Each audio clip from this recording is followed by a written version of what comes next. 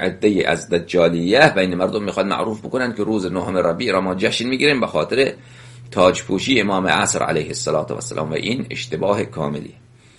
ما بله اگر اینطوری می بود باید روز 11 محرم را هم روز جشن بگیریم، روز جشن امامت حضرت امام زین العابدین علیه السلام. 21 رمضان را هم رو جشن بگیریم، روز جشن به امامت رسیدن امام حسن مجتبی علیه السلام. این یک حرف اشتباهیه، این یک حرف خیلی اشتباهیه. امامت ائمه اطهار علیهم السلام با مرگ پدرشان محقق نمی شود که 28 صفر رسول خدا صلی الله علیه و آله و سلم از دنیا رفتن، امیرالمؤمنین علیه السلام امام نبودن، امام شدن. حالا امیرالمؤمنین علیه السلام امام بودن اون زمانی که در صلب پدرشان بودن، اون زمانی که خداوند این زمان را، آسمان و زمین را نیافریده بود، امام بودن.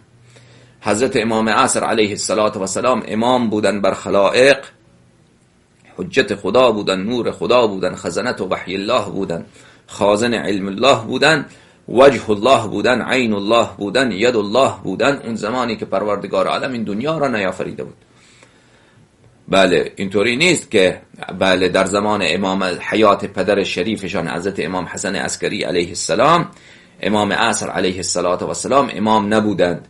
پدرشان که وفات یافتن فوراً امام شدن، حجت خدا بودن، معصوم بودن، خازن علم الله بودن، هادی بودن، منذر بودن، شریک القرآن بودن، صاحب معجزات تمام انبیا و آباء طاهرین شان علیه السلام بودن، همون زمانی که پدرشان حیات بودن.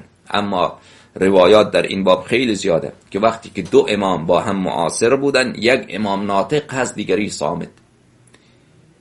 مانند این که امام حسن و امام حسین صلوات الله علیهما و آلهما، جان عالم فدای نام این دو بزرگوار، حضرت امام مجتبی علیه السلام و حضرت سید الشهدا علیه السلام در زمان پدرشان حضرت امیرالمؤمنین علیه السلام بین مردم بودن. خب در اون زمان امام نبودن، اینا معصوم نبودن، خازن علم الله نبودن، اما صامت بودن. صامت یعنی ساکت.